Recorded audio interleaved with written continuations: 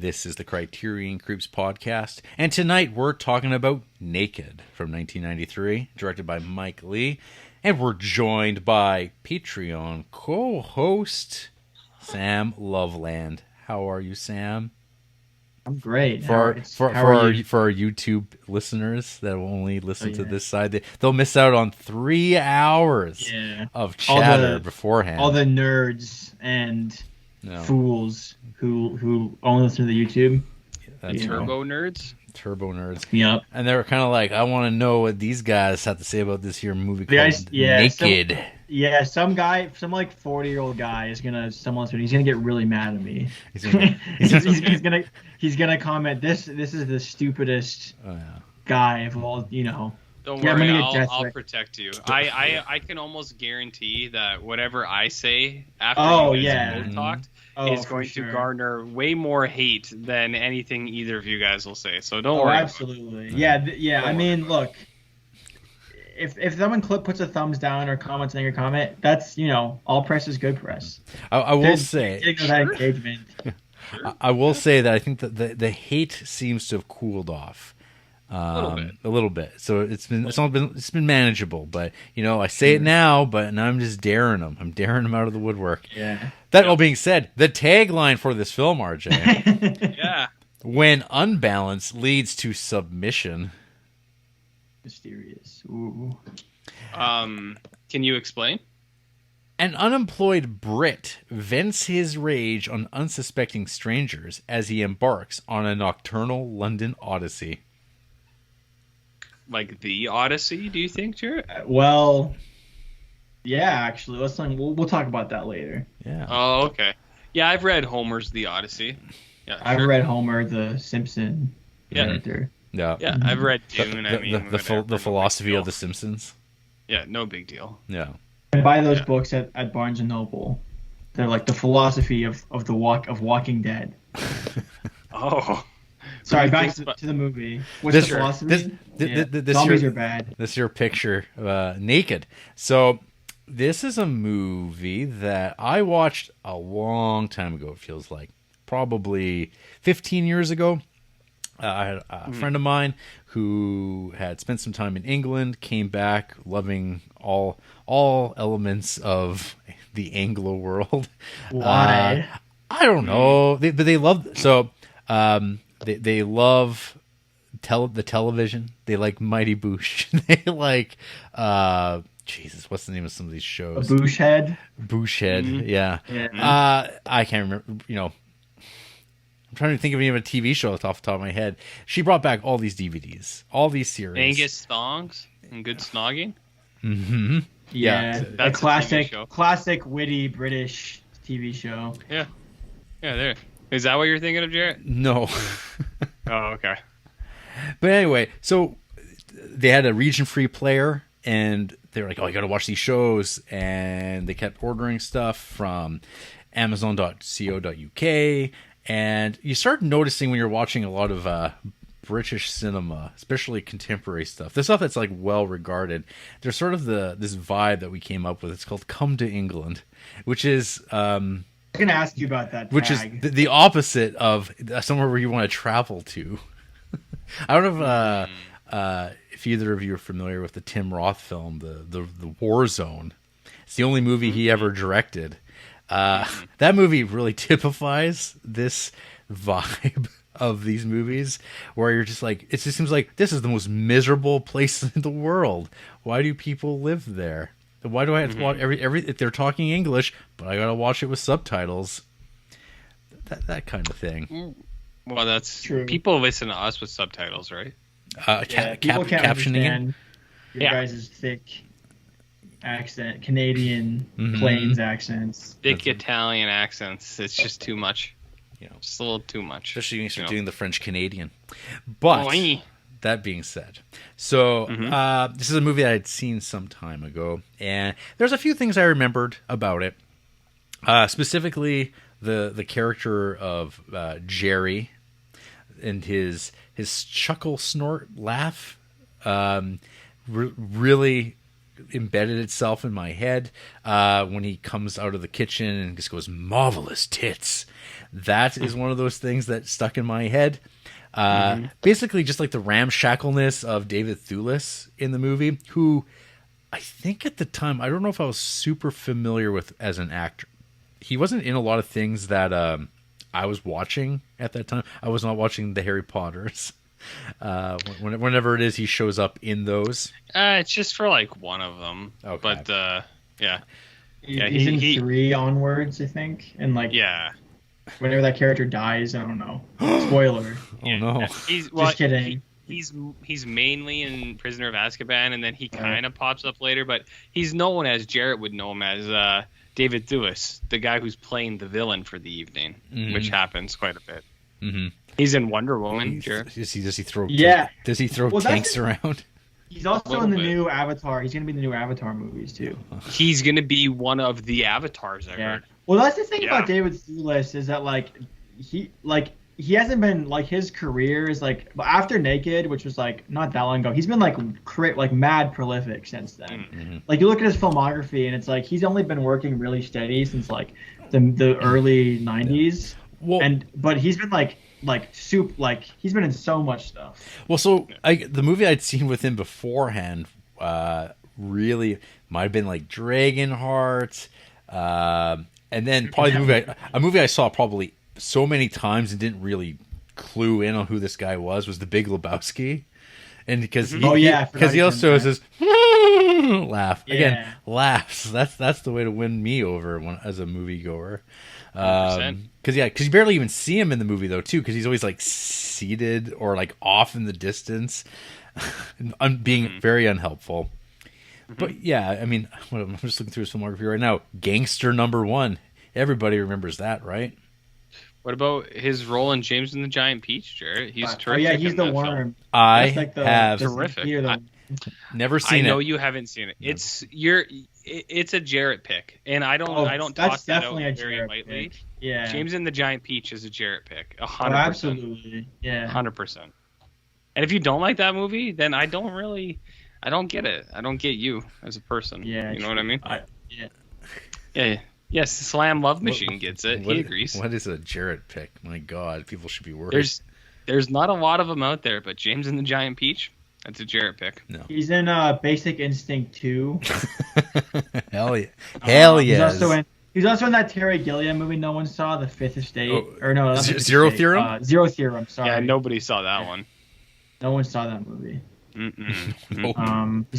He's in the Thinking of Ending Things, the recent movie. He's in that thing? Oh, he's the dad. Yeah, okay. I remember that now. Yeah.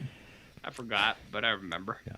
So I was going to this movie anew, really, outside of these vague memories of a man in his Speedo, kind of hanging out at times. And then there was a bunch of other characters, but I couldn't. It would come back to me, I guess. So the first thing I just want to note is, looking at Wikipedia plot summary, it begins with, in a Manchester alley, Johnny Fletcher has violent sex with a woman. When her family arrive and chase him away, he steals a car and flees to Dalston, a scrawny, unpretentious area in East London. So, who wrote this? Because that part of the family arriving does not occur at all. A lady comes out of the alley. Well, yeah, she threatens to get her a man, her perhaps. Husband. Yeah. Her husband, yeah. And then he takes off, and so this movie opens up with a rape, an assault, See, it's either, I think the most generous thing you could say is that it was maybe consensual, rough, consensual, until it wasn't. Yes, exactly. Then becomes unconsensual, and that's quite a way to introduce your main character. And the camera, and you get some fancy camera work too of this camera kind of like coming up down the alley, and you hear this kind of like you hear sex sounds, and then it takes a turn as it gets closer and closer, and then it kind of like, oh, this guy is just having at it, and she's like, no, and she fights him off. And then she's like starts cursing him out for what he's done, and she's going to get her husband. and he's going to beat the shit out of him, and he's just like, oh, and he starts running away, and you're just like, oh, am I rooting for this guy? Like, this is strange. And he comes across a car that is got the key is in the trunk. There's something I didn't pick up on first. You see him leave his apartment. You see him like grab his stuff from his apartment, like very briefly. Oh wow, yeah, that's like it seems like almost like a persistent scene of him just like going right to this, coming across this car. Because that's where he gets his bag. Right. I just figured he maybe it seems like he always has his bag with him with his books. Yeah, I thought he was homeless first time I watched the movie, and then yeah, he seems like he's just roving around, and then this happens. He steals the car from a woman who's like unloading her car of groceries, and that's the last you ever see of her.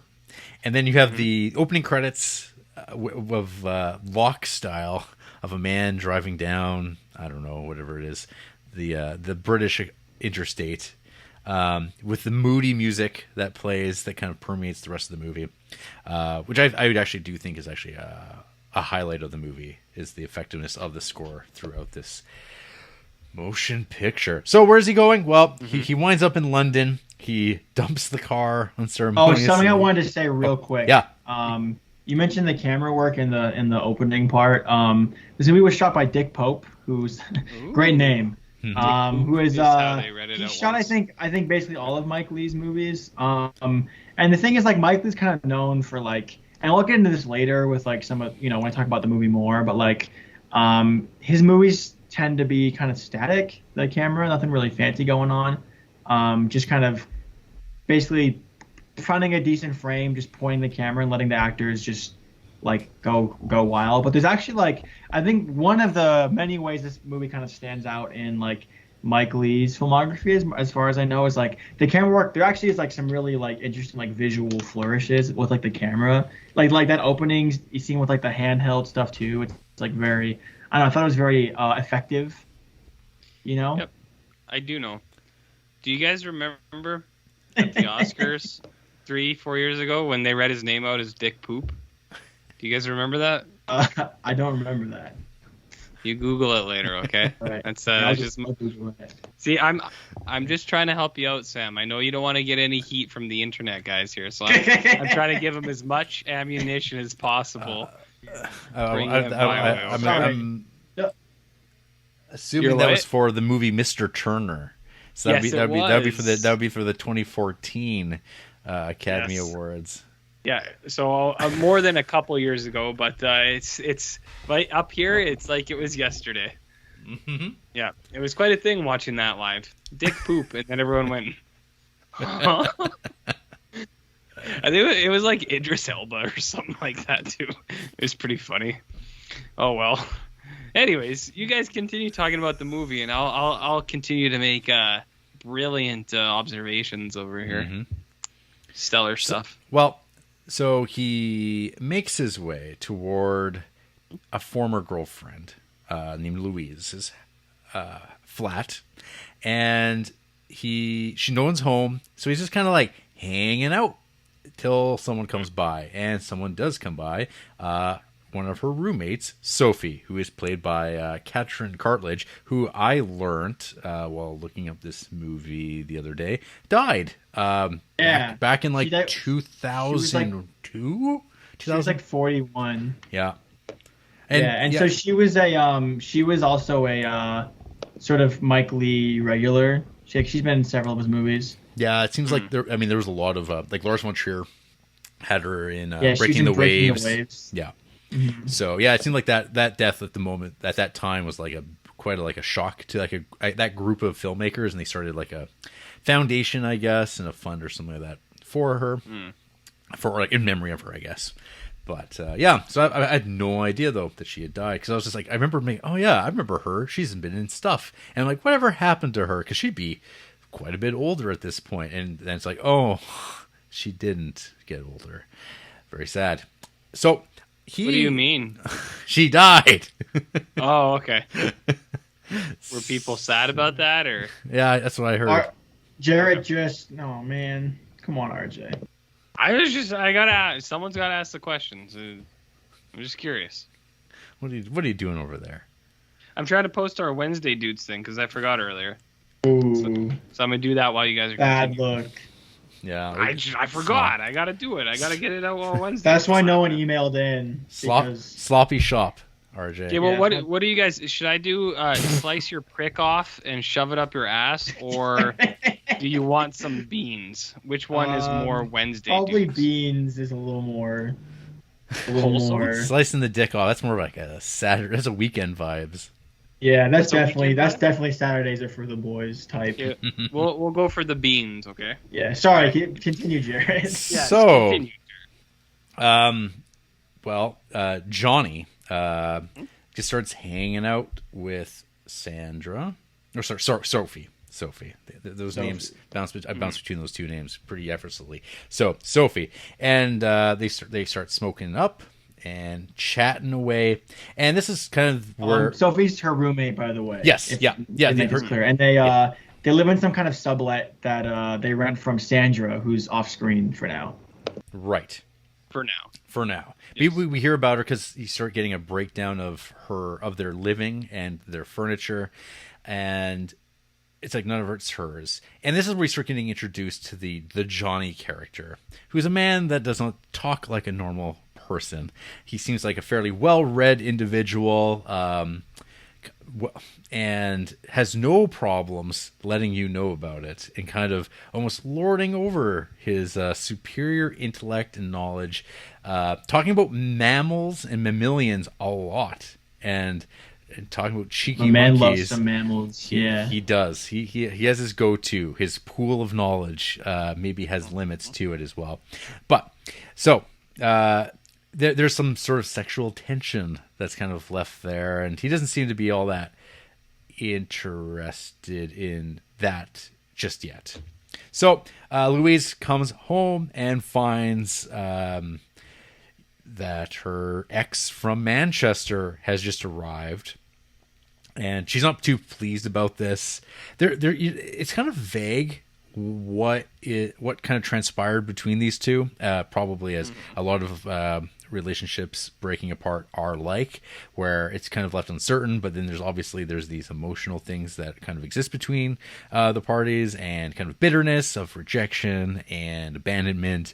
But also you're getting the sense like maybe she's got pretty good reason to want to get away from this guy, because you can't even fathom what their relationship resembled, because this guy's like on this trajectory of just utter destruction. And there's the one line that comes up later when I think it's Sophie asks how old Johnny looks. Is it Sophie?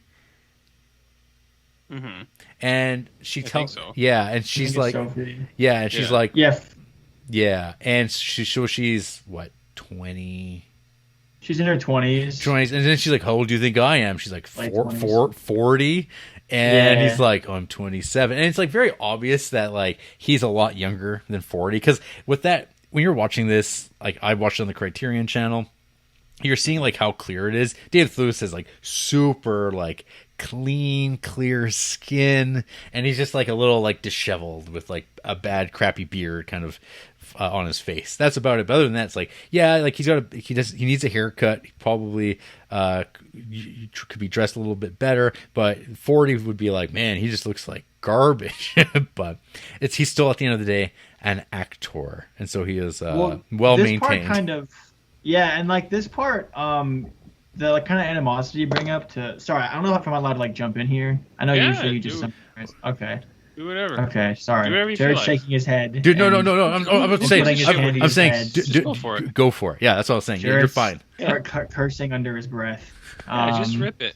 No, but like it kind of sets up this interesting like, because there's a lot of like Johnny's kind of an ambivalent character. Like you learn a little bit about him. Like he talks about his mom later. And like he ends up.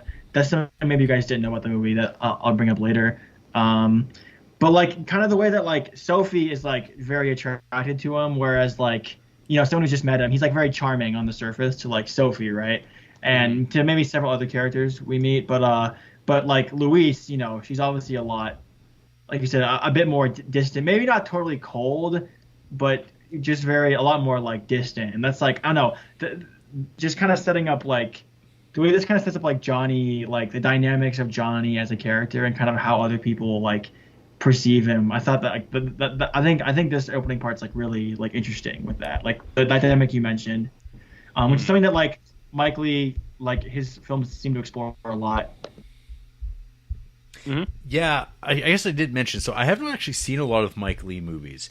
I have seen Secrets and Lies. I've seen Secret and Lies way back when because it was on best of '90s movie lists and stuff like that. So I rented it way back when.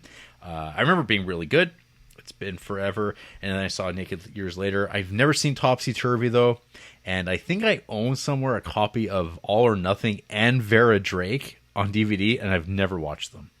I've seen a handful of other ones, like pretty recently, mostly in preparation for this. Right.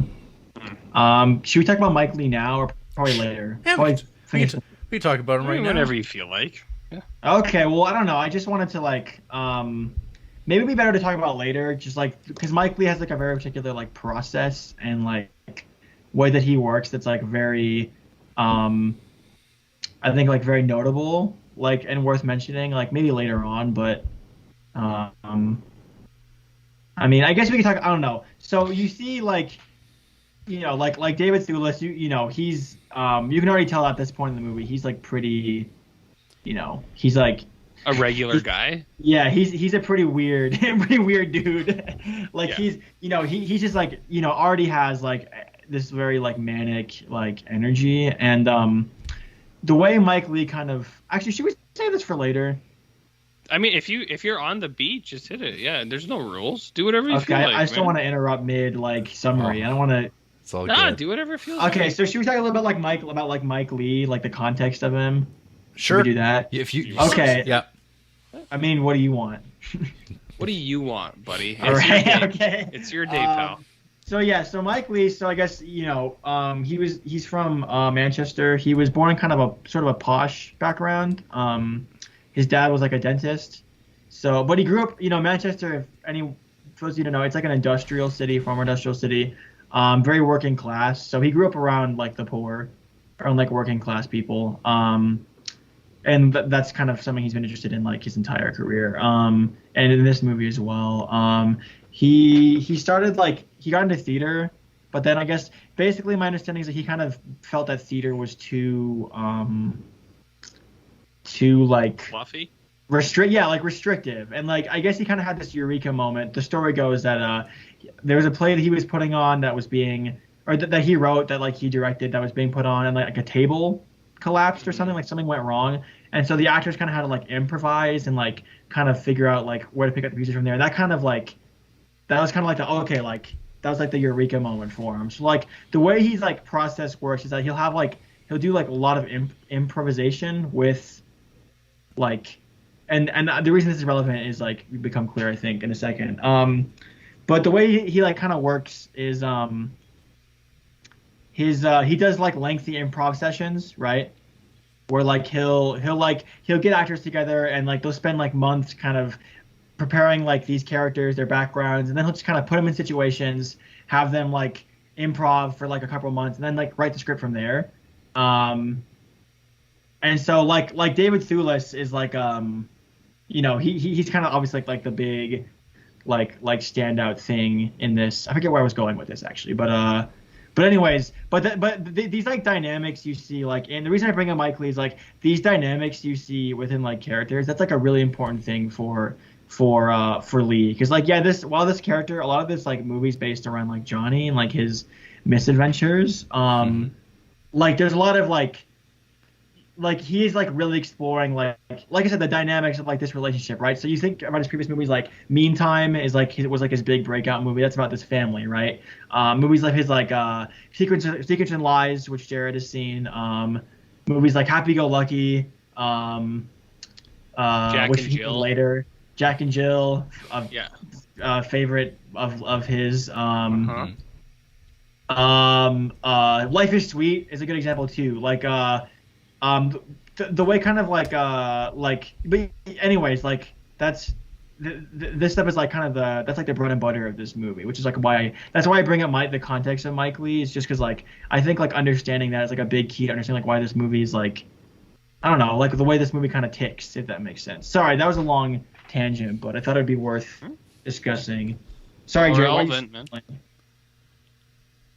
Because he's a weirdo. He's a bad dude. I tell you this all the time. No one listens to me. Johnny or Jarrett? Yes. Yes.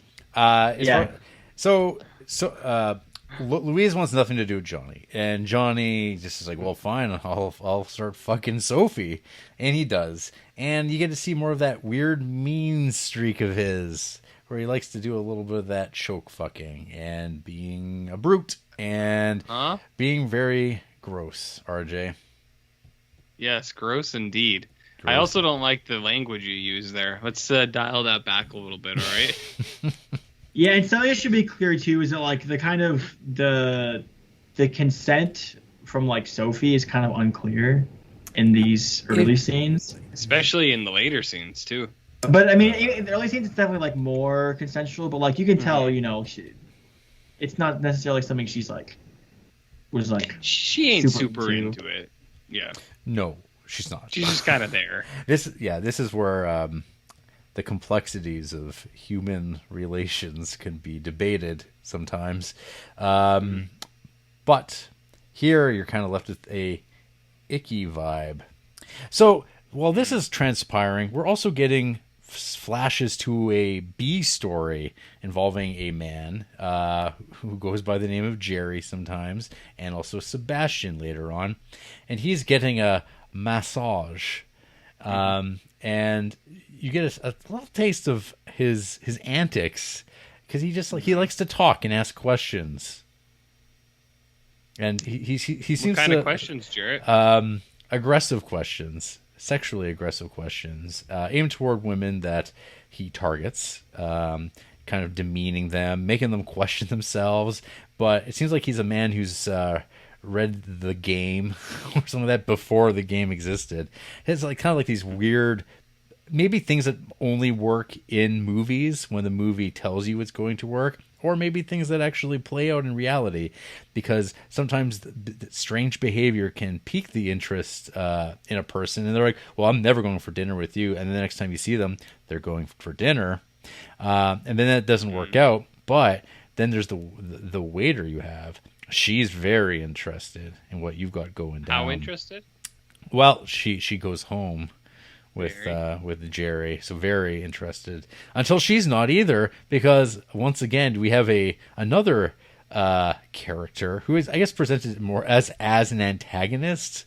Who also is into rough stuff and is not really down with this whole consent thing. Could you possibly explain that in a little bit more detail to me, please? Could you just elaborate on what you mean? Huh? Maybe not. I was just asking. Yeah. Sometimes I'd like a little clarity, because these don't always know. These men are men folk here. They're or rapists. That's definitely one way to put it. Yeah. So there is that potential reading on the behavior of these guys. So you have like kind of these two strands going on, as these guys essentially are both targeting women and new conquests all the time. So we go back to Johnny. Johnny and Sophie kind of have a dalliance that goes on for some kind of indeterminate amount of time, and soon enough Johnny is like more frustrated. It's like, why the hell isn't Louise getting jealous? And he's like, he's done with Sophie. He has like a little bit of a spat where he keeps following her around, and Sophie's like getting very, upset by like, why aren't you paying attention to me? We could be making out. He's like, well, I have no interest in you now. Mm-hmm. And they have a row, and he storms off to have a night out by himself, where we're introduced to the Ewan Bremner character of Archie. Mm-hmm. A Scotchman who is out there looking for his partner Maggie, a woman named great character. Yes.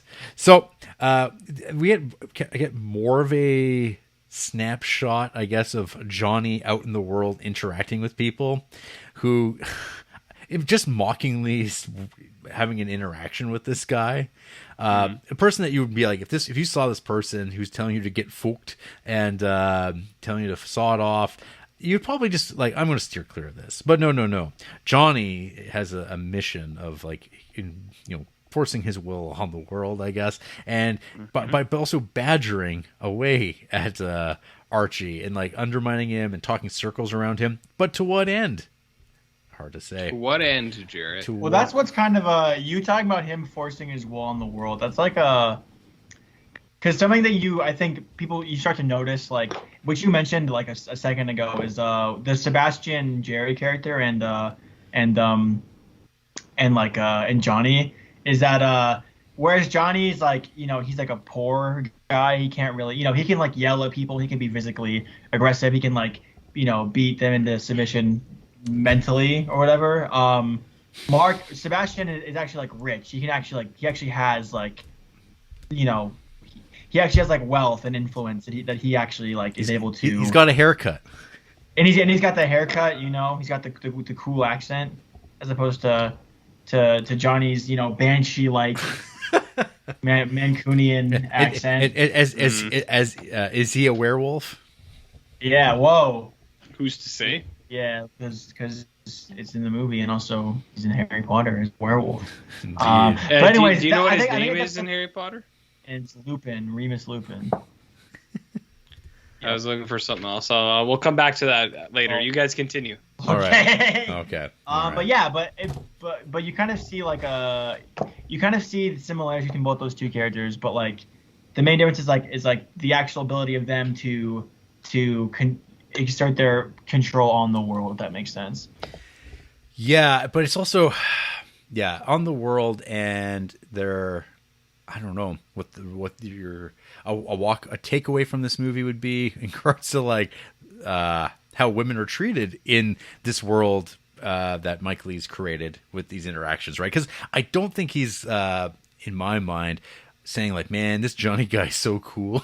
Like that's not at all what's Wait, really? On. Oh, I that wasn't my interpretation. No, I'm just kidding. Yeah, you think he's like, I think Mike Leigh's like, I am Johnny. This guy's so smart. He's just like me. I think there's an importance too in that magic age number that they settled upon of 27, because that's kind of like this, like that's the number of like celebrities dying, like Jimi Hendrix and Jim Morrison and Janis Joplin. It's like, 27.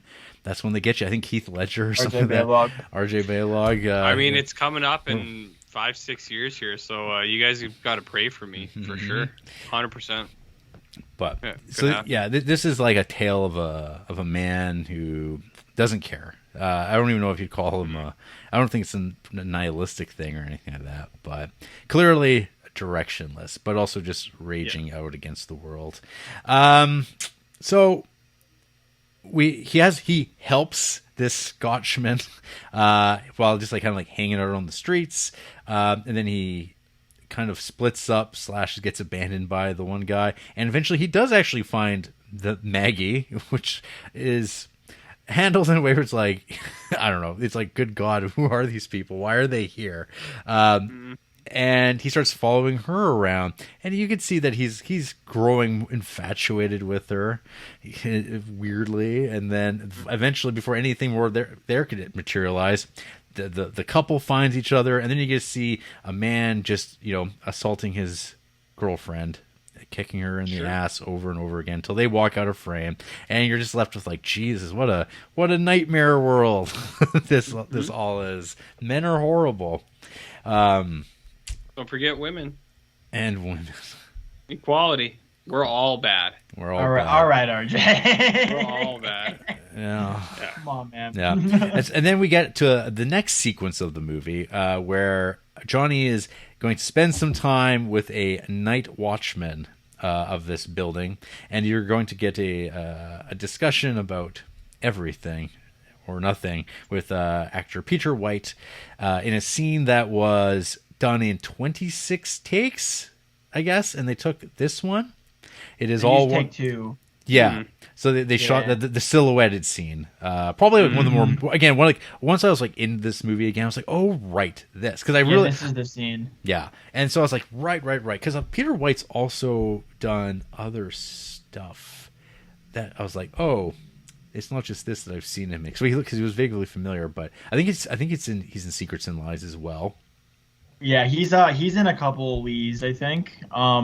What kind of struck me about this scene is like, first like how like just the comedy of like this like security guard who has to guard a completely empty building, because that's something they mention is that there's nothing in the building he guards. Yeah. Like it's totally empty. Right. Yet he has like this very like, it's just kind of funny that like there's something like very just kind of like I think like very in a very like simple like primitive way, just like very funny just about that. But also like as we like hear about the Peter White character, he talks about like he's divorced or whatever. He's like he has these aspirations to like get a cottage in Ireland, I think. Yeah. But just kind of the way that like these two guys like deal with their like the coping mechanisms, I guess these guys use. Whereas like Johnny, his response to I presume like anxiety or like the way he copes or whatever with the world is by badgering people, right? By reading books and spouting, like picking on people, or whatever. And this is something this is something we'll probably mention several times. Whereas this Night Watchman, right? He retreats in like this fantasy world, like.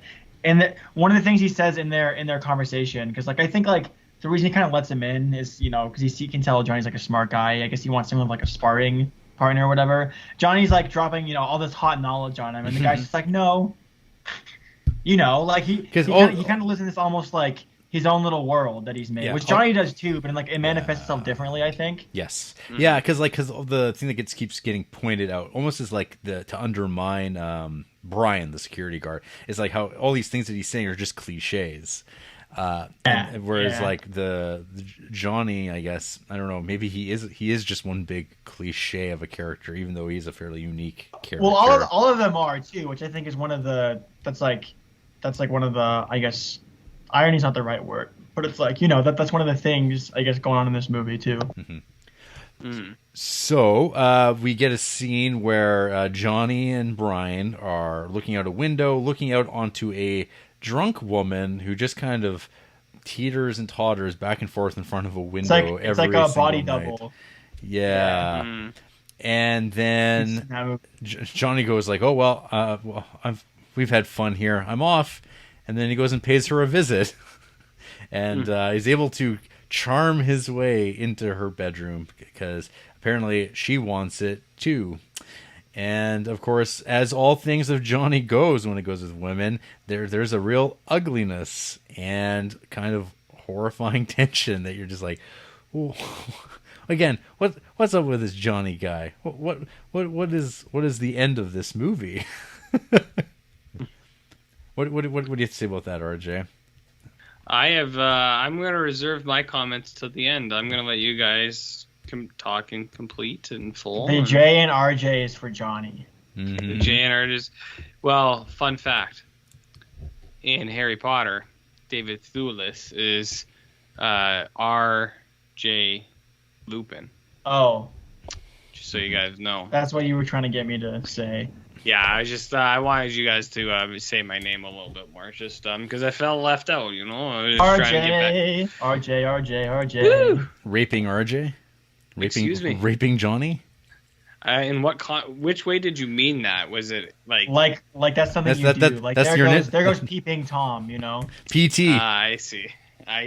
Peeping P.T. Tom Anderson? Yeah. Yeah. Gotta be careful out there. You're gonna have a lawsuit on your hands soon, pal. Jarrett. So there's a bit of a performance that goes on here. Again, this like constant like humiliation that he seeks with his victims as he marches through his life. I don't know. It's a racketeur. It's like that's how he probably envisions himself. Like this. Yeah. Anyway, so he moves on to yet another. He goes outside and he kind of lingers around waiting for the security guard to continue. Oh, so we should say we didn't. He like has sex with the woman, but no, he doesn't have sex with the woman. He like she's like interested in him. He like belittles her, and then like kisses her very aggressively, and then is like he says, "You look like look too much like my mother," and then dips. Yeah. Good dude. And there's a funny scene. There's kind of a funny sequence where she has a map of Ireland on her wall, and he's like, "Oh, are you?" And she doesn't even like know it's there. Yeah. Yep. I've been there, man. I don't know what's on my walls. I don't know. It happens. So Johnny adventures continue, and he stops by a little cafe and is hitting on the waitress there, asking like what time they close, which is like, what time do you get off work? He goes, God, does he wind up going to her house for like it's like another day of him hanging, like he like forces himself I think the timeline is so he meets up with Brian. He goes to the woman's apartment, and this is all at night. And then he meets back up with Brian in like the wee hours in the morning. They go to the cafe. He sees the waitress. Then he hangs out at the cafe all day. I think that's the timeline, or like until it closes. And then he goes to the house she's house sitting. Has a shower, grinds her down. There's a whole lot of talk about Greek literature and pseudo-Greek sculpture. Yeah, there's like a very on the nose like reference to the Odyssey because he like mentions it. And so she does not fall prey to his shtick. He tries. He's wiggling away. There's like a wall there that prevents this from happening for him, and he gets sent packing. He washes out, and this is like the beginning of the downward spiral. Yeah, even though at this point it's like, how much farther could this kind of guy fall? It's like, well, he's just started. So he winds up catching a ride with a man who puts up posters around town, like concert posters and cancellation posters for posters he protests. Just put up. Yeah. Well, so that's the thing. So what he was doing is he was actually putting up canceled ones on the rally, but it's someone who already put like rally posters up in the mouth of the teeth grinders? Yeah, because that's what I thought too. I'm like, didn't he just put those up? That's kind of absurd. But then I realized, he's putting it across the protest being canceled, because he goes to one set and there's two posters and it's not the grinder poster, so it's like, he's putting it across there. But yeah, I was kind of like, this is a strange scene. Like, yeah, that was a little wacky. Yeah. But this guy does not have time for Johnny's shit, and Johnny says just the wrong thing and gets shit kicked just a bit. Loses his duffel bag. His bag stolen, which was still in the truck or the van.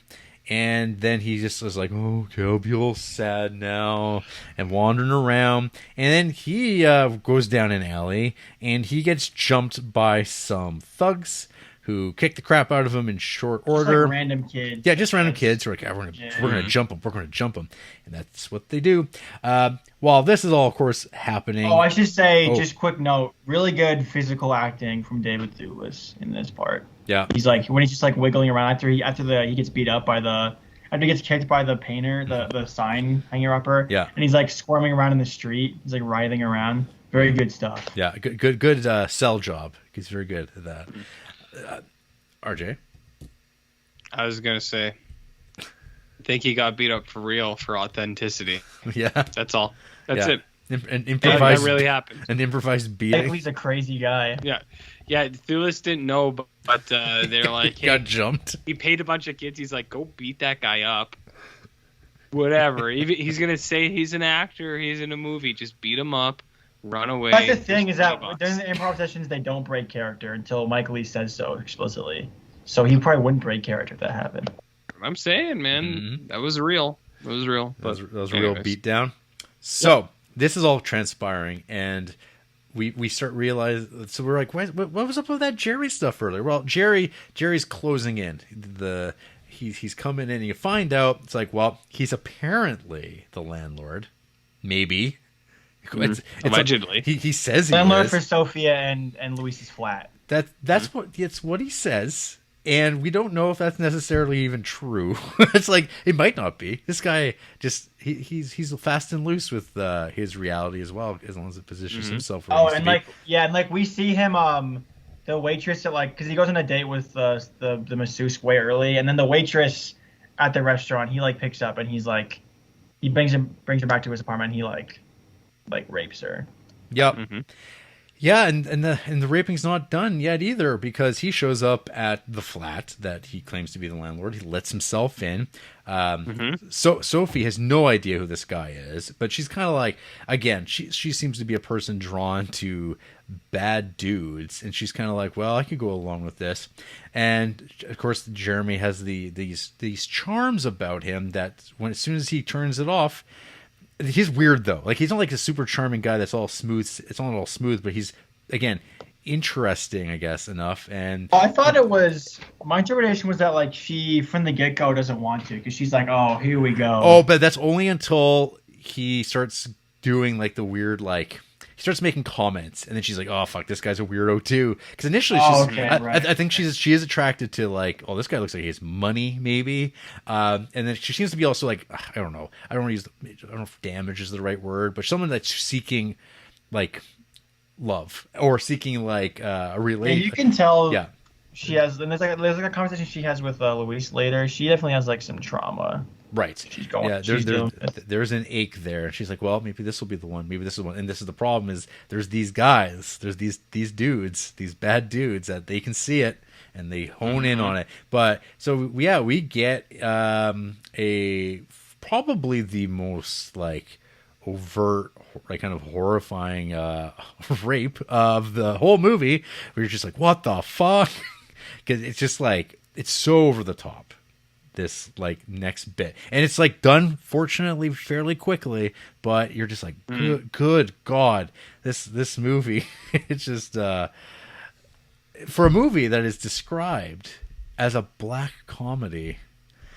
And before we started the show tonight, I sent both of you the trailer for this movie, how it was marketed, with this like zany classical piece of music, and you're just like, oh man, this is gonna be off of the hook. It's gonna be wild fun. It's gonna be a real roller coaster. Yeah, it's gonna be zany, like with pithy comments and stuff like that. And you're like, oh no, it's not that kind of movie at all.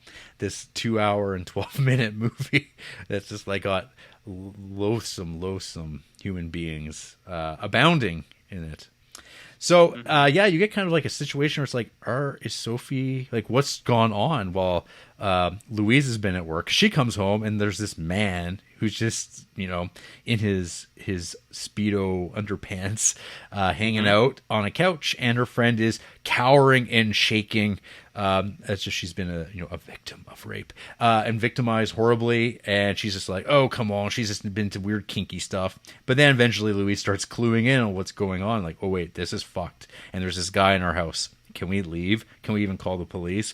And there's this, of course, even at this point, Sophie's concerned, like, well, we can't call the police. They're never going to believe someone like me. Look at him. And there's dope all over the place. So they're kind of left in this terrifying situation that is not really played in this, like, thriller kind of way, but it is just sort of off-putting, as you would expect that scenario to be. And then finally, Johnny limps his way back to the flat. Arriving, he knocks at the door, is been beaten, starts being tended to. Because I guess at this point you're almost like you're waiting for this Johnny Jeremy conflict to happen, and it completely goes in a different direction. Like, because this man's like, obviously Johnny can't do anything. He's just beaten up, and he's just going to sit there and get verbally sniped at by this Speedo man. And then the next morning happens after Johnny gets put into bed with his like swollen ankle that looks like it's been like just destroyed, but apparently it's okay. Sandra the nurse arrives, and then there's like a tone shift from like the last hour and 45 minutes, and you get this sort of like zany British lady who's very uptight and like so worried about cleanliness, and that like she might have been in this a relationship of some sort with this Jeremy guy, and you're just like, oh, yeah. so this is where this, like, I think this black comedy thing kicks in, and it's like for like this 5-10 minutes that this nurse character is around, and it's just like what the hell? It's quite a shift. I don't recall, because I've not seen enough Mike Leigh movies to know if this is all part of his bag of tricks. But in this, it's like, this movie called Naked, which, I mean, I'm sure some very disappointed young men back in 1995 renting this movie from Blockbuster were like, this is going to be an erotic thriller. It literally says it in the title. Yeah. You know? Yeah. It's like, you want to see toxic masculinity shown nakedly? No, I don't. So no one's even naked in the movie. Well, there's some like there's some. You see close. You see some, Never mind. Yeah, you see little bits and drabs here, but not the kind that the Blockbuster crowd in '95 might have been looking for when they heard, this movie won the con. It was at Cannes. It won all this attention. Oh boy. So anyway, Johnny's on the mend. Jerry gets threatened with castration, which almost seems to unsettle him. The only time you ever see him unsettled in the whole movie. But then he does this little giggle, and he exits stage left. And then there's sort of like this reconciliation tease between Johnny and Louise. Sophie leaves this like shit show, and so there's almost this thing where it's like, maybe Louise and Johnny will be all right, and that isn't going to be the case, as Johnny takes the money that Jerry left behind and hobbles down the street. And that's the final shot of the movie, pulling back of this beaten down, horrid man just taking off once again into the night or into the day. And it's real feel-good stuff here, this Naked. Real feel-good. Is that how you want to put that? Heartwarming tale. So, what to say about this movie that I definitely watching it now, it's like, this movie seems a little bit more coarse than I remembered. But yeah, I think this movie is really well made, extremely well made. Acting's amazing. The filming is amazing. It looks great. Really well edited. The dialogue, character stuff is, I think, very well done. However, I would say I don't think this movie is for everybody. Okay. So okay. I don't know. I don't know how to spin that one too much. It's kind of peculiar. This movie gets pretty high marks on Letterboxd. Yeah, it won Best Director at Cannes. Yeah, like you mentioned. And I feel like in 1993 that makes total sense, because like this movie really feels so completely different than a lot of movies, but it's so like there's no. It doesn't feel sloppy at all. It doesn't feel like that was kind of a golden age for sort of unconventional or like kind of edgy art house movies. Like, Breaking the Waves made a big splash a couple of years later. Yeah. This is when like Von Trier and those guys are getting started. And in Europe, at least. Yeah, and for a movie to feel like so completely realized, it doesn't feel like it's compromised in any way. It's kind of like, this is the movie you're getting, and it's as well made as anything you could hope for. It does exactly what it sets out to do. Like all these things, like I found it so easy to watch, strangely enough, right. Despite subject matter objections, or like even just like, why am I watching this movie about this horrid man? And like, why are people even tolerating this? This is like, you have to start asking. It's like, well, what is the intention of this depiction of the story? And right. I don't know the answer to it. I don't know. This isn't necessarily like a movie that's like, be like, anywhere resembling, like a top 200 of my movies or anything like that. There's just so many other things I'm more interested in watching. And that's kind of the thing with Mike Leigh, though, in general, is I've only watched, 2 Mike Leigh movies in this whole thing, because a lot of the movies he makes just are not movies that I'm that terribly interested in. Maybe Mr. Turner I would check out. But for the most part, who's the cinematographer on that one? Dick Pope, probably. Oh, Dick okay. Poop. Yeah. Okay. Just curious. Just make sure. Keep it there. But yeah, there's just he's great filmmaker, but I don't know if he's making movies that I'm like drawn to, and I don't know if I think this movie probably subject matter wise is an outlier. I don't think most of his stuff falls into this space.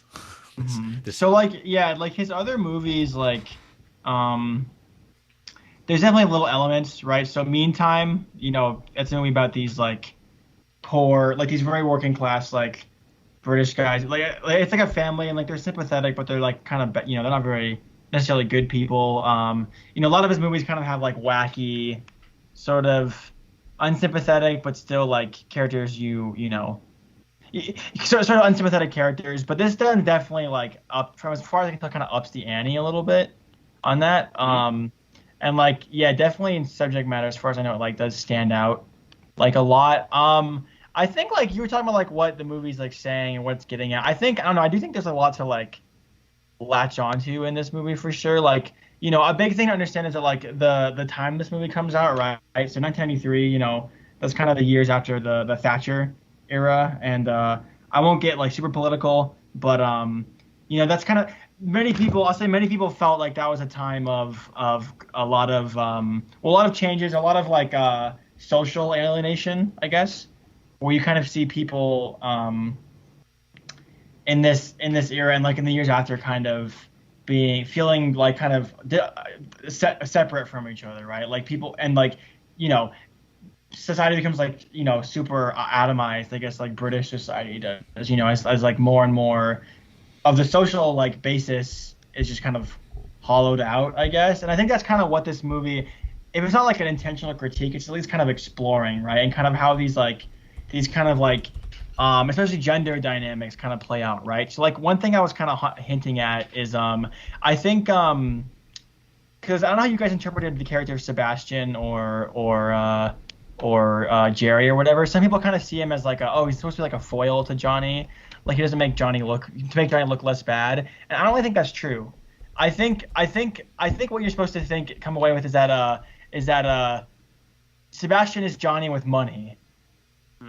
I think that's kind of how I read that. Like if Johnny actually had like was wealthy and had like actual like economic power, he would be a sort of Sebastian type. Maybe not as like egregious or whatever, because like you definitely see some like humanity, a little of humanity in Johnny, even if he does like these like horrible, like unforgivable things. If that makes sense. Right. So I mean, but I guess that means I think that is the purpose of the character. Maybe not as a foil, but like kind of a contrast. Like he obviously acts as like sort of a contrast, or like they're situated as kind of illustrating something. But I'm like at the same time, like, well, what are they illustrating? It's like, well, good thing that he doesn't have money. Otherwise, he'd have a more powerful rapist. Like we'd have two. And so it's like, well, are they saying like, well, maybe some people don't deserve money? I don't. Like we got to keep money away from these guys. I think he's just saying that like, even if he's not like intentionally saying something, he's just pointing out that like this type of crude violence or whatever is like. It's like cross class, right? Like this kind of male chauvinism thing. And like one key to think to understanding Johnny is apart from his personal life, because you get stuff about his mother, like this scene where I don't know if you guys watch this with subtitles. Yep. But the scene where Johnny's like flailing around on the ground when Sebastian sees Sebastian, he's like yelling something along the lines of like mom, like why did it have to be like, why couldn't it have been my brother, why did it have to be you? So there's like something with like his mom dead, and also I think Johnny's whole like preoccupation with like conspiracy theories is kind of because looking at this like I guess Thatcherite, post-Thatcherite Britain, right? People feel very isolated, very atomized from each other. So because sort of you see these like communities that kind of break apart or whatever, I think people turn to like conspiracy theories. They turn to like weird, like esoteric, like kind of like knowledge of to try to like maybe not necessarily like at least to like sort of like try to reconcile their like I think reality, if that makes sense. And I think Johnny is kind of a interesting like illustration of that, and like kind of how that with like his like maniacal like misogynist I guess tendencies, how that like plays out. Does that make sense?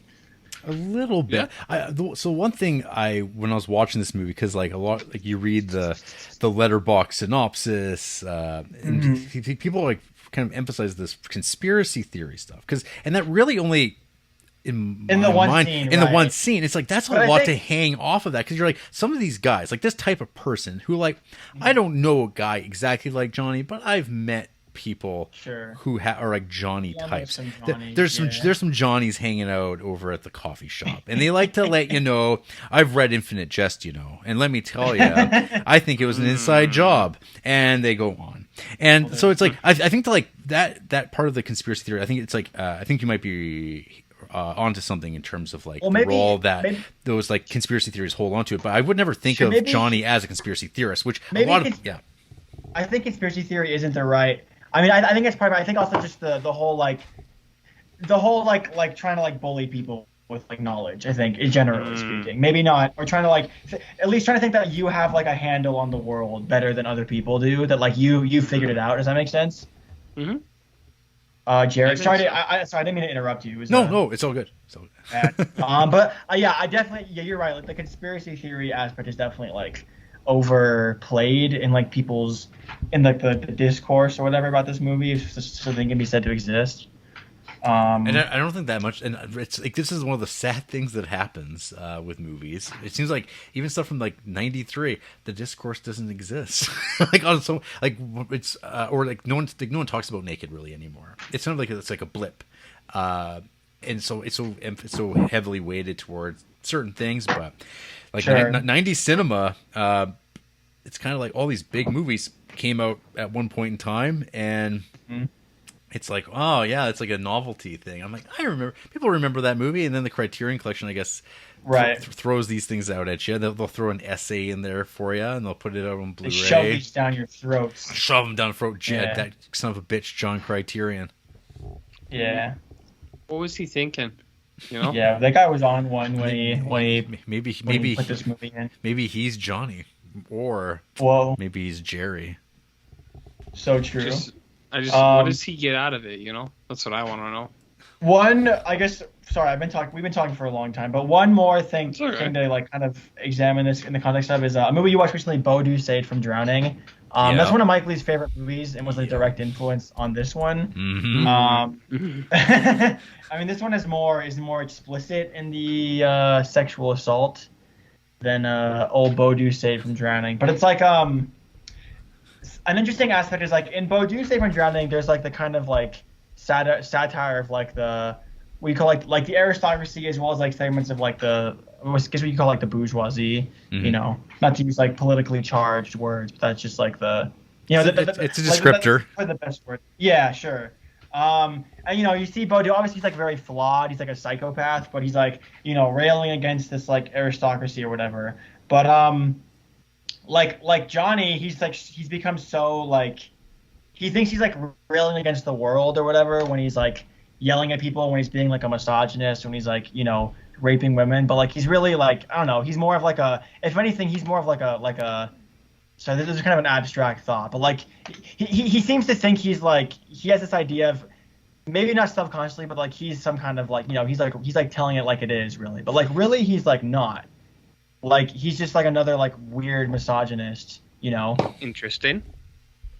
Does that make sense? Was that yes, like it does. Yeah. To me, it does in a way. Jarrett might have an alternative. My audience. That's all. That's what I do this for. Is for RJ. I'm sorry. Good perspective, Jarrett. That's my. No. That's an interesting dynamic in this movie. I mean, there's a lot to grapple to grapple with here.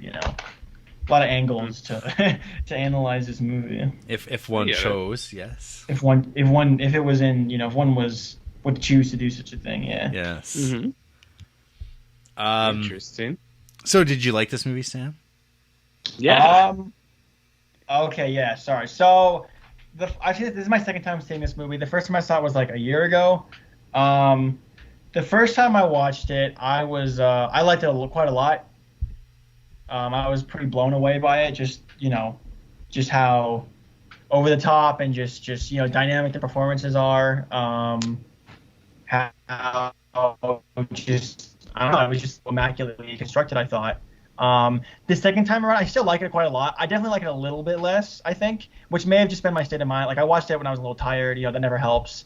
I think maybe too, and stop me if this sounds like weird, but I think I could maybe with this second watch, I could maybe kind of start to see the themes a little bit.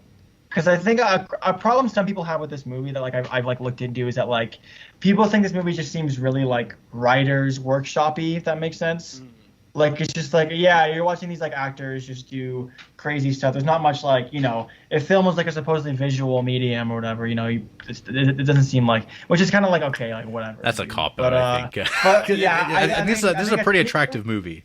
When you start talking about like pure cinema, that's like you kind of lose me a little bit there. Yeah. But I think there's something to that in that like I mean, as much as this movie's like I don't know, maybe I could kind of the whole just like just like hopping around from like I don't know, it seemed a little more shoddily constructed, I guess, or like put together, if that makes sense. Like it's just okay, like we're just like looking, we're just going from like set piece to set piece, like watching these actors do like kind of.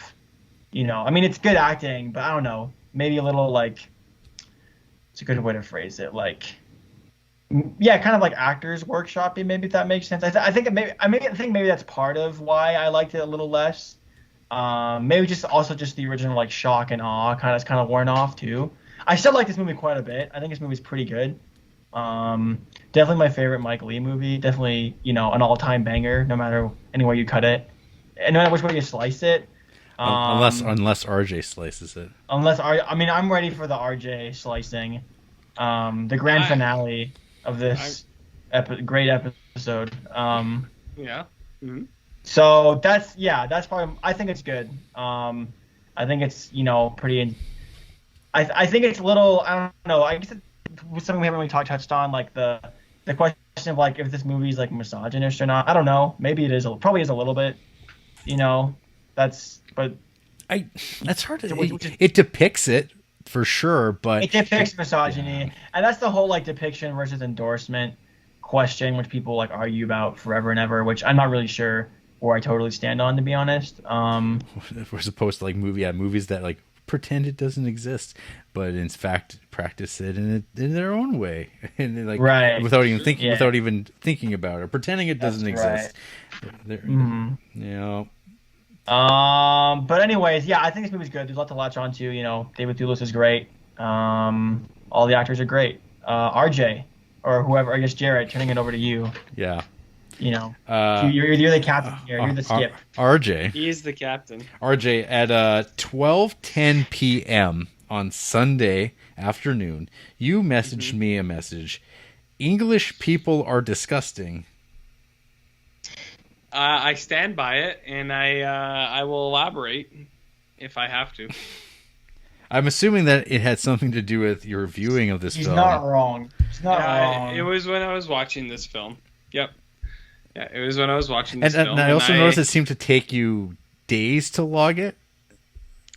That was less intentional. I meant to log it, and then I fell asleep. And then the next day I was like, oh, I got to do that. But I was at work, and then I just forgot. And then I did it the day after. So that was not intentional, to be honest. I was also actually, the first day I was like, I don't know if I'm going to put a review for this yet. And then, so it bumped me a day, and then I forgot a day, and, Have you, Jared, have you mentioned, like, I know you've talked about, like, what you think and stuff, but have you got everything you've wanted out there? Because, okay.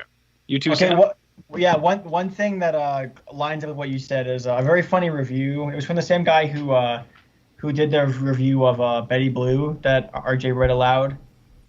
For Betty Blue? Yeah, he logged this movie and he said, it's honestly so funny that English people have sex with each other. I mean, I think that's pretty fair. I have said before that English people are just like fundamentally unerotic. Oh, I agree. Yeah, they're gross. Yeah, they're just like weird like fish people. I don't know, cause like Anyway, sorry, but I'm good. I've had said all I'm gonna say for now. Okay. So yeah, I'll just, since Jarrett brought it up, I will I wasn't gonna lead with this, But yeah, I do fundamentally think that English people are disgusting, and you're not wrong. I'll say it. I'll say it, and it's like I said, I'll take the heat off of you boys for this one. I mean, I agree. I fully endorse the anti-English. Yeah, and it's like sentiment. Roger England over there. I know he's probably got some sexual moves. I change his name every time I say it. Robert England, Robert English, Roger Johnny English, Johnny Anglo, Johnny England, Rob the Eagle. Rob the Eagle. I know he's probably got some sexual moves, and I don't want to know about them. But watching this movie, I just went, I don't know if I've ever seen a movie with English people where they're not just filthy and disgusting. And it's like, I know that's what they're trying to say. It's like, man, this is punk movement. This is all Thatcher's fault. Watch Jubilee. Yeah, it's true. It's all a result from that. Sid and Nancy. Sid and Nancy. Derek Jarman probably kept it pretty clean. Yeah. So Naked is right in there with these. So English people, disgusting. Not a lot to offer there. Like Mr. Bean. He is the only good one, but I don't think he's actually English. He's got to be some other thing. He can't be just English because he's too good. He's too good, Jarrett. Mm-hmm. So I think you guys had a very good discussion. Good little back and forth. Talked about a lot of highs. Talked about a little bit of lows. Talked about everything in between. I'm gonna come out and say it. It's a no from me, dog. Hard no. Not quite a hard no, but this is not quite what I want to watch when I'm settling in for the night. I see the merit, like you said. What were you gonna say? I was gonna say, well, okay. As we've learned, I don't know if the Criterion collection's all about settling in for the night. It's not all for the Gary collections. It's not, but even so, and here's my thing. Even in terms of Criterion being challenging films, movies be wacky. Yeah, even with this one, there was a point in this where I kind of just went to, and I say this to be fair, in probably 3 out of 5 movies I watch, I went, I don't know, who cares? I don't know if anyone's interested. I know a lot of people are. I've heard of this movie before I saw it, just through a lot of shit. I like your guys' kind of points. Does it look kind of like what Jarrett said? Does it look nice? Yeah. Is it edited nice? Yeah. What Sam said, are they kind of tackling certain things? Yeah. Are they going after certain things? Yeah. Yeah, I get it all. But all I could think of, and this was my review on Letterboxd, but I'll just try to explain it a little bit. All I could think of when I watched this movie was when I was in junior high, there were these 2 dudes, and they would go around telling people how smart they were all the time, all the time. Mm-hmm. And it got to a point nobody was picking on these guys or anything like that, but they just told people how smart they were all the time, and people got really annoyed by that. And they're like, "You guys aren't that smart." And they weren't the highest kids in the class or anything like that, but they told everyone they were. And then they'd go around, and this is where this is the secret origin of why I don't like certain things. They'd go around quoting Monty Python, Jarrett, all the time. And they'd be like, if you don't get it, which is you're English. Which is English as well. And they'd be like, we're so smart. We love Monty Python. It's so British funny. Humor is intellectual. Allegedly. Cerebral. Cerebral. Yeah. And so they would always pump this up, and then they would always go on this kind of tyrant of how they're like, people don't like us because we're so smart. And it's like, I don't know if that's true, man. I think you're just kind of an asshole. And when I watched this movie, I just got that vibe from the character. And it's like, I realize that's what they're trying to do. They don't make him likable. When you open up a movie with your lead character raping someone, it's like, you're not going in with intent to make a likable character. I get that. But this guy, and maybe this played better in pre-internet days. And I mean, they talk about the internet at one point, but I think it played better there where this guy's kind of like saying all these things. It's like Nostradamus and this conspiracy and have you read this? Have you read that? And it's like, I read about there's guys on the internet who are like this all the time, and nobody really likes those kind of guys. It's where dudes come in and they're just like, hey, you want to hear about the things I read about today? And it's like, nah, I'm good. And that's my own thing. What we do, we share information about things that we consume too. So I know we're part of the problem. We share information. Well, see, now Johnny and Jerry aren't out there hurting people. They've got podcasts. They have podcasts, exactly. So I know so we're contributing to that as well. But I don't know. It just reminded me of that so much. And I know that is a very singular opinion of a movie, that it's like, oh, this reminds me of a guy I met like 10 years ago that I didn't like. I get that. But that's all I thought, where it's like, a lot of these conversations that he was having with people, I was like, you're just an asshole, and you're intentionally antagonizing people. And I was like, and I just don't care, because it's like, I know that's the point of it, but all these things where he's just like latching on to people, poking on them, and like trying to like make fun of them, it's like, you suck. You're a shitty person. You're probably an incel, even though you rape people. But like, that's the vibe I get from this guy, and it's just like, I don't care about this guy at all. And well, it's not so much the incel and rape cancel each other out. It's more the fact that, like, well, it's clear that they're not having problems getting women to be attracted to them. Because I mean, you could say that old Jerry, he's a real Chad. He's a real Chad. Yes, he is. Yeah. Yeah, and it seems like lots of women seem to be like intrigued by what Johnny's got going on, but it seems like in their misogyny, if you want to go say that, they almost are like punishing these women for like falling for it, right? Which is like also not justifiable and is fucked up, because these are these characters who are like enacting this over and over and over again. Yep. Because they keep they're entrapping people.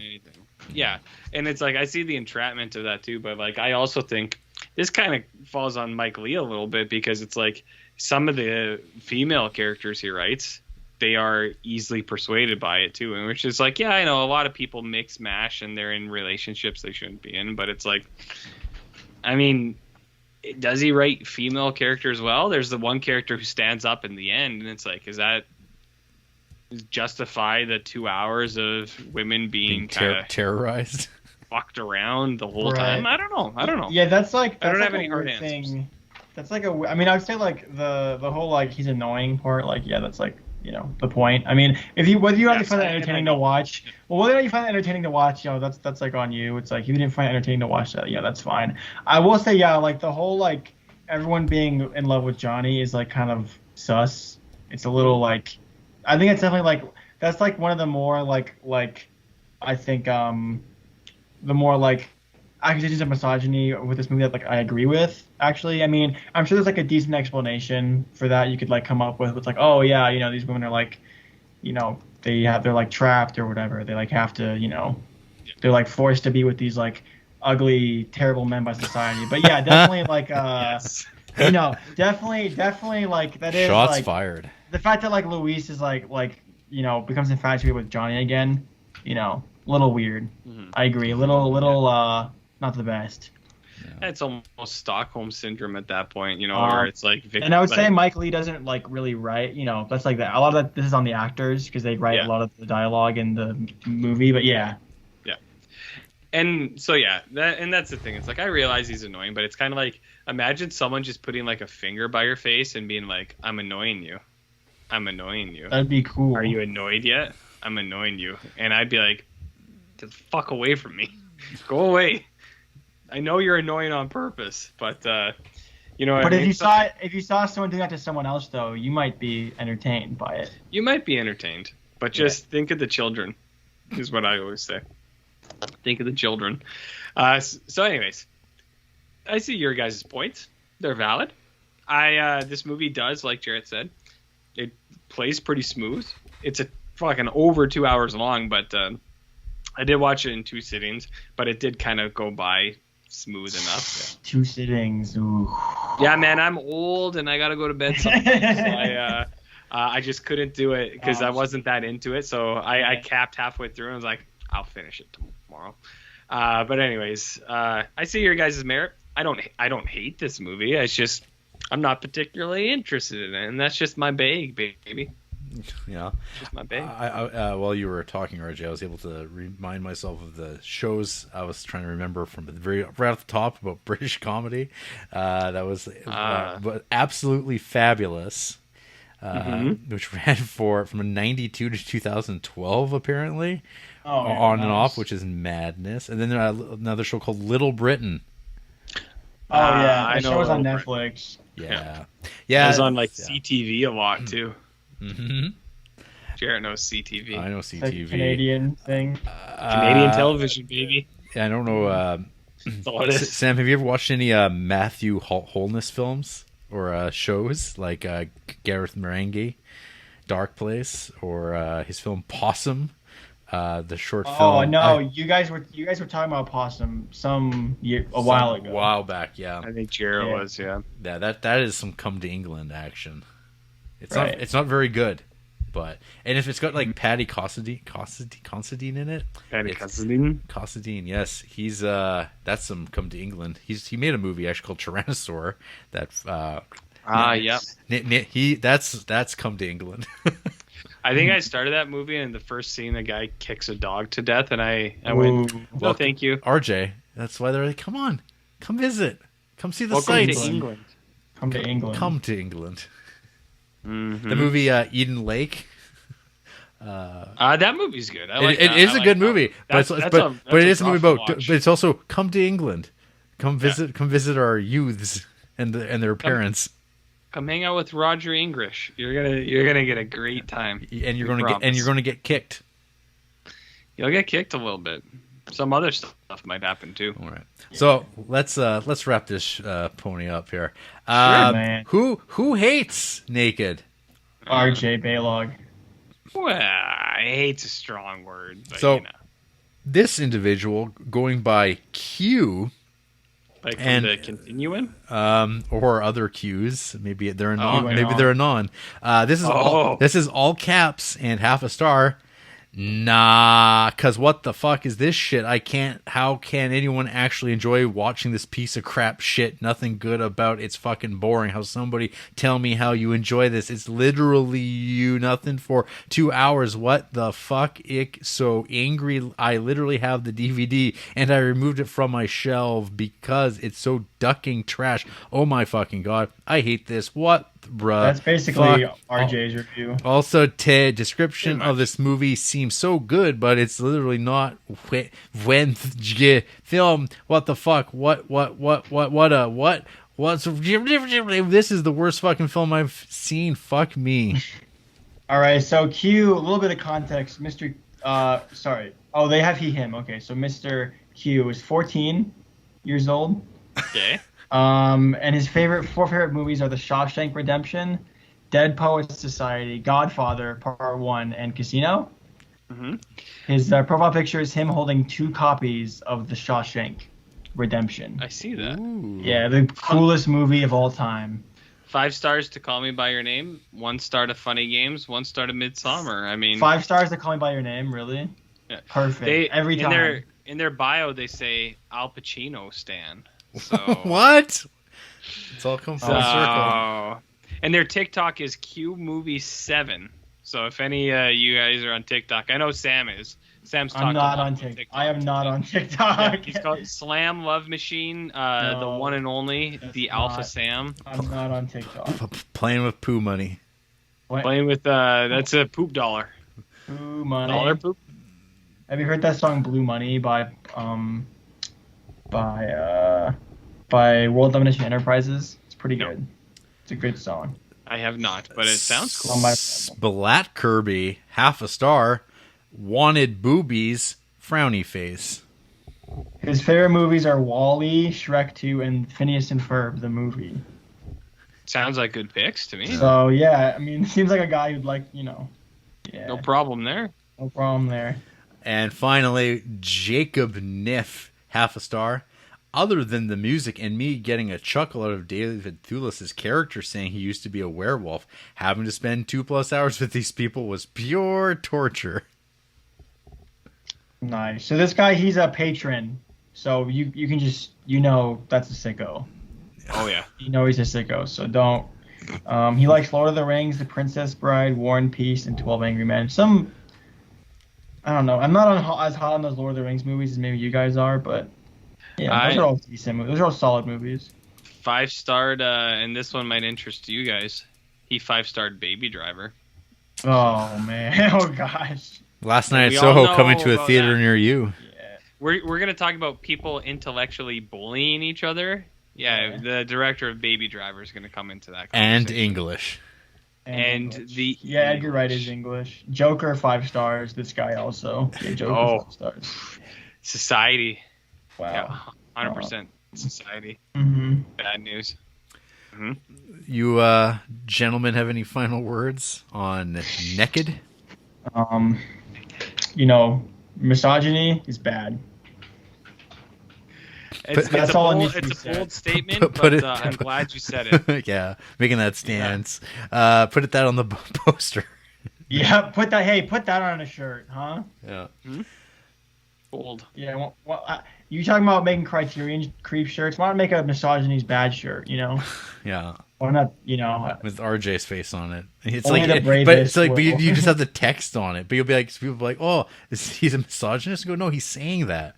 RJ's saying it. No, don't make. No, you misunderstand. Yeah. You don't understand. You definitely, you definitely don't use a word balloon or anything like that. You just put the text. Yeah, just with his face. Mm-hmm. Yeah, I'm on board with this. Yeah. Get on it, Rob Eagle. After we've completely buried your country and countrymen. Oh, is Rob Eagle British? I thought he was Australian or something. Sure. Yes. Yeah, he's British. Crikey. No, they're all the same. All that Commonwealth crap. Like you're Canadian, so like we are too. We're Commonwealth too. We're all pieces of shit. Yeah. You know what? Everyone's a piece of shit. I agree. That I can get on board with that. Yeah. We're all bad dudes. Yes. After the break,